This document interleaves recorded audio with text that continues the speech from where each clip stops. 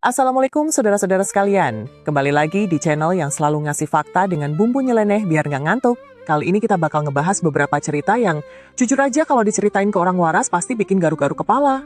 Jadi, ada beberapa cerita dari para habib yang bikin kita bertanya-tanya, ini cerita beneran atau dongeng sebelum tidur?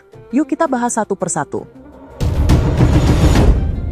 1. Makam dibongkar, Habib lagi ngaji di kursi emas. Jadi, ada cerita dari seorang Habib yang katanya pas di Jambal, ada makam lama yang mau digali buat pemakaman baru. Pas digali, ternyata itu makamnya Habib Musyaikh. Dan katanya pas papan makamnya dibuka, si Habib ini lagi duduk santai di atas kursi emas sambil ngaji.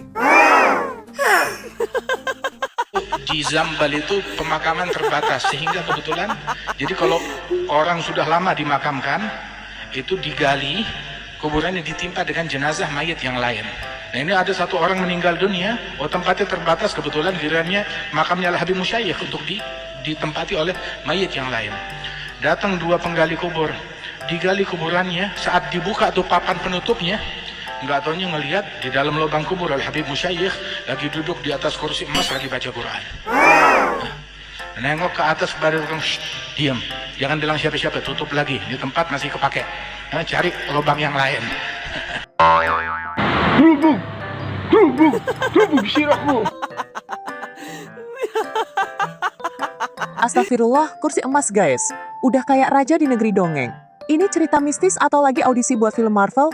Lah gimana? Udah meninggal tapi masih ngaji baca Quran di kursi emas? Ini bukan horor, ini kayak skrip sinetron yang kelewat halu. Kalau beneran kejadian, kenapa nggak dipotret atau direkam? Sekarang era digital bos, masa nggak ada bukti? Terus, kalau duduk di kursi emas, berarti di dalam kubur ada ruang tamunya dong? Waras woi, waras.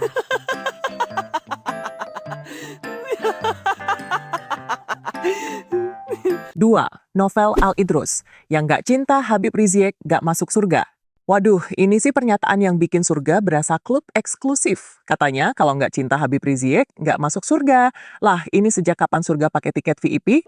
Karepot kuburan syafaatmu ya Rasulullah. Mahsyar syafaatmu ya Rasulullah. Mau masuk surga syafaatmu ya Rasulullah. Nabi tanya modalnya apa?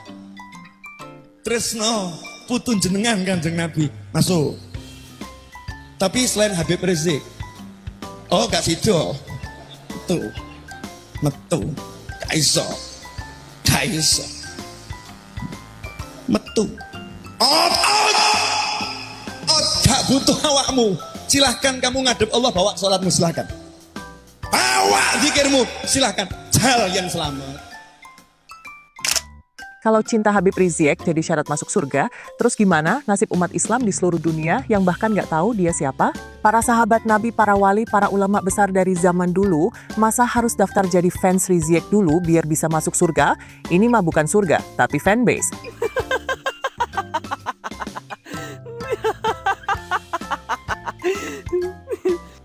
Habib Rizik itu Habib wajib kalian cintai. Apalagi beliau waliullah, Ya Allah, maka bikin susah hidupnya, seretkan rezekinya, jangan berkahi nafkahnya, jangan sembuhkan penyakitnya, biar dapat penyakit yang belum ada obatnya, biar susah jalan hidupnya, biar dipecat dari tempat kerjaannya, biar ditinggal lari bininya, biar lakinya kawin lagi, biar anak-anaknya ngelawan sama dia, biar hidupnya tidak bahagia, nggak dapat anak keturunan yang solihin dan solehat, hidupnya hancur-hancuran, nggak ada berkah, susah tiap hari, sedih tiap hari, gundah gulana tiap hari. Orang soleh, pejuang yang luar biasa, tinggal modal cinta kok angel man. Tambah modal melu komentar aneh-aneh, hati-hati double nerokon, hati-hati double nerokon. Habis ini mati. Jenengan kalau mati dikubur cari syafaat siapa? Salatmu, salat ranggeneh gaya. Salatmu, salat ranggeneh gaya. Apa zikirmu, zikir ngelamun gaya. Sodakohmu, sodakoh gak ikhlas, ria, gaya. Ayo apa meneh? Ayo apa meneh? Ayo apa meneh? Lagian, Habib Rizik kan kita tahu sendiri sering ngomong kasar, provokasi sana-sini.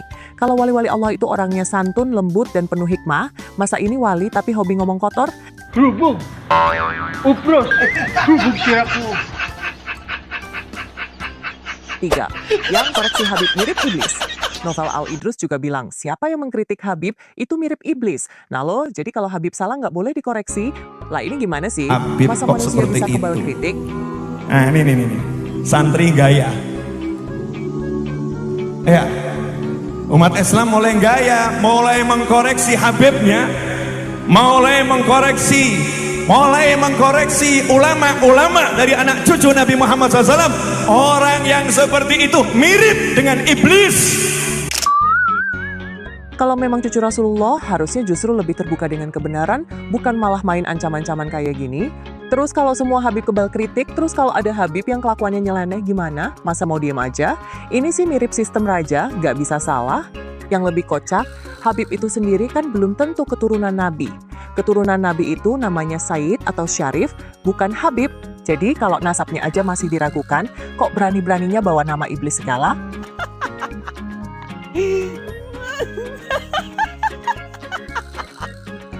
4. Siapa benci Habib mati dalam keadaan kafir?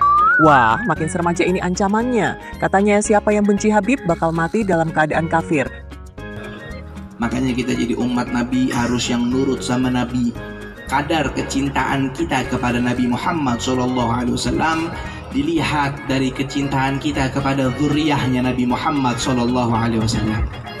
Ini kemarin, Masya Allah, yang temen Instagram sama saya, itu Masya Allah 2 kali postingan saya tentang Habib Rizik di banned. Ada apa? Instagram ini tutup sama Habib Rizik. Habib Rizik, zuriyah Nabi Muhammad, zuriyah Nabi Muhammad, cucunya Rasulullah, cucunya Rasulullah, cucunya Rasulullah.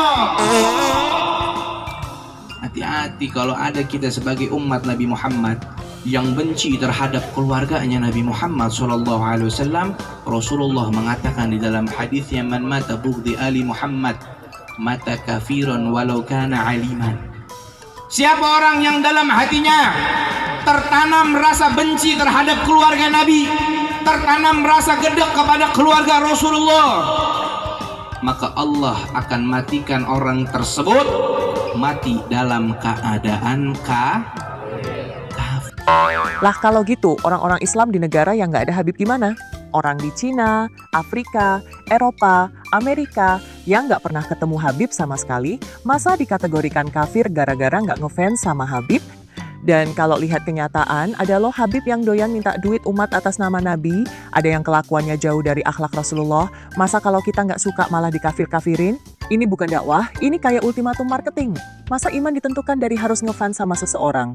Padahal di Al-Quran jelas, keimanan itu dari hati, amal perbuatan, dan ketakwaan kepada Allah. Bukan dari seberapa ngefans kita sama seseorang.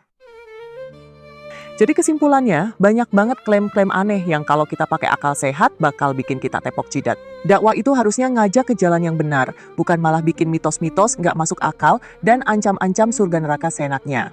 Buat kalian yang nonton, inget ya, Islam itu agama yang pakai dalil, bukan agama yang main ancam-ancaman kayak gini. Jangan gampang percaya sama cerita-cerita mistis tanpa bukti. Gimana menurut kalian? Setuju nggak kalau yang beginian harus dikoreksi? Tulis di komentar ya.